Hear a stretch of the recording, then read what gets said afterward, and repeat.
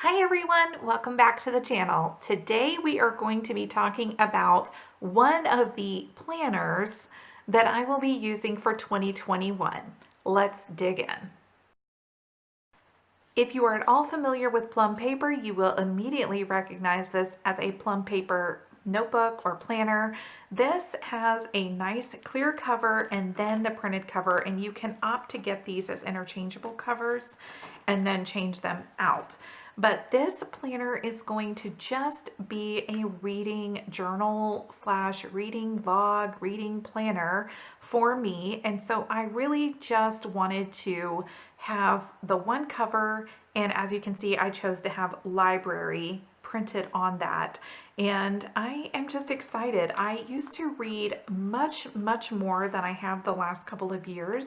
So I'm hoping that this will help me to really get the most out of what I am reading. If you've seen other videos on the channel before, you've seen me review the Plum Paper Ultimate Financial Planner. So as far as some of the features of the paper and the planner and the customization, that I've all covered before. And there's a lot of information about that. If you have specific questions about that, make sure you leave them in the comments.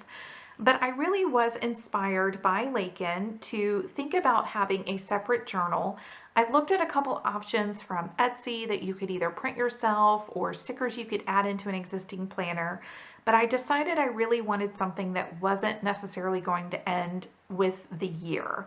And this is dated. I did go ahead and opt to get it as like a monthly calendar option, but my intention is basically not to focus so much on the monthly spread as much as the notes pages within. I did go ahead and get this so that it would have the tabs for each month, but basically my intention is to go behind the January tab. Even if I don't fill all of this up this year, I will just continue on in the lined pages the following January. So we'll see if that works out.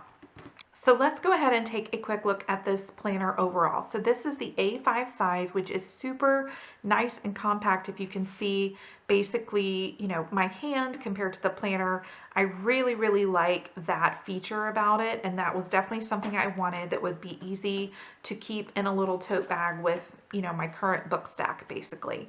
You have your cover page. This is a monthly planner as far as the layout. If you were to go to the website to try and create this, you would start with a monthly planner in the A5 size. It does give you the 2021 calendar overview, and then it gives you 2 pages. So one says special dates and has the months. This one just says ideas, plans, and goals and has the same amount of space, but you can label it however you want.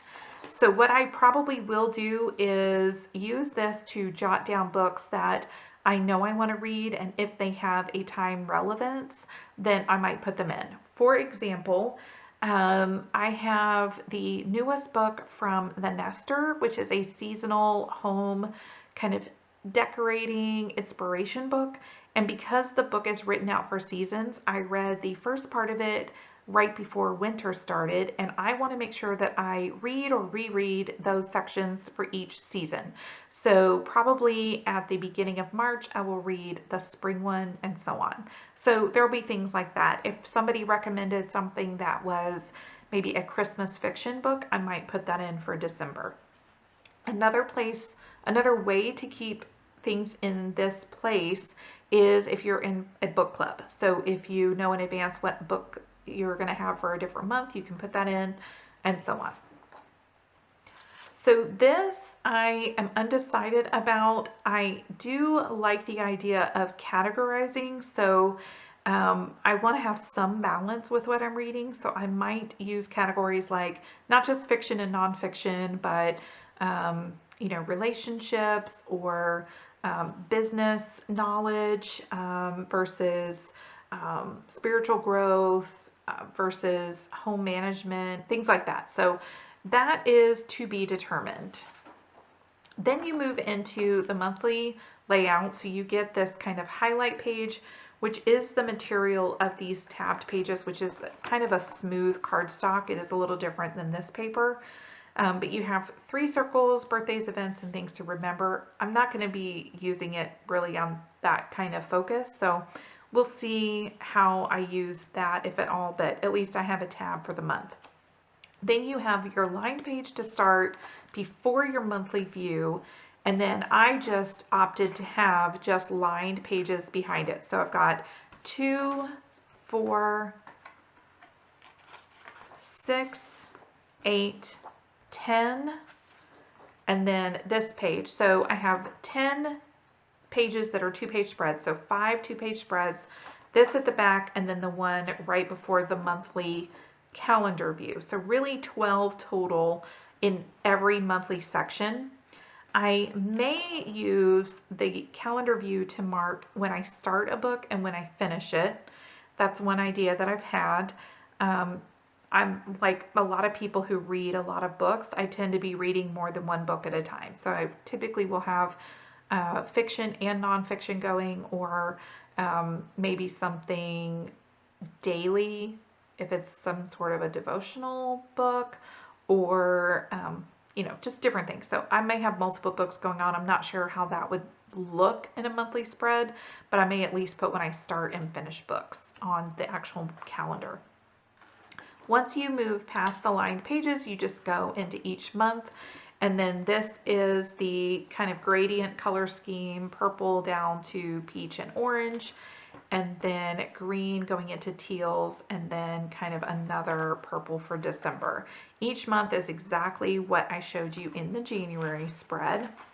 Once you get to the last lined page in December, then I just have a couple of dot grid pages here, the contacts that comes as a default in the monthly calendar option, and or the monthly planner option, and a passwords page. I could use this for the logins, like for my library card, my you know, the other apps that you use, but I doubt that I'm going to use it for passwords, so I'm not even sure. I probably would even take this out, except it does have a 2022 calendar page, so I'll leave it in for that.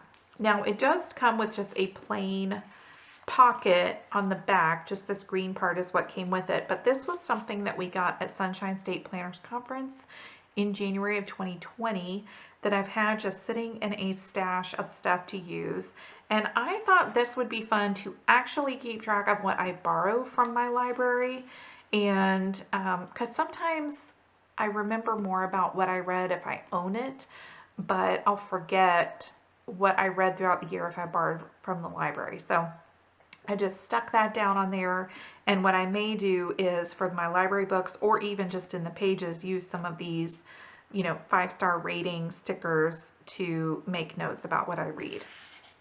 So it is a double pocket for that. Again, I could keep notes in here, or you know, whatever. I'm not really sure how much I'll use that. The back cover looks like the front.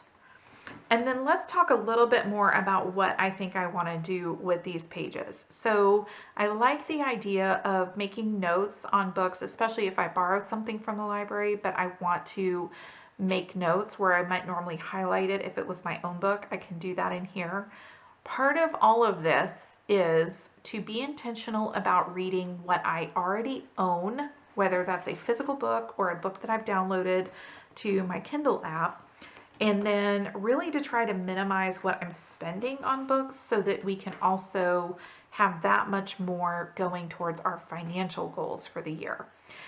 So if you have any questions about how I'm using this, or questions about ordering from Plum Paper, like I said, let me know in the comments. I wanted to just run through this very quickly. I have had several recommendations to use the Sharpie S-Gel pen in this planner, so I thought I would just wrap this video up by putting my name on the paper with my Sharpie S-Gel. I did get these in the white barrel from Amazon. And that's it. The hardest part of using any planner, getting your name on the page. So let's see. Yeah, that definitely dries really fast. The Plum Paper is really smooth, and it can be frustrating to use a pen if it smears, but this one is looking great. I'm so excited. Are you guys reading in 2021? Is that one of your big goals? Do you have books already in a stack that you're trying to get to? Are you trying to expand what you're reading and move beyond what you own? I'd love to hear about it in the comments. Make sure to join me for the next video where I talk about the next planner that I'll be using in 2021. Have a fabulous day, you guys. See you soon.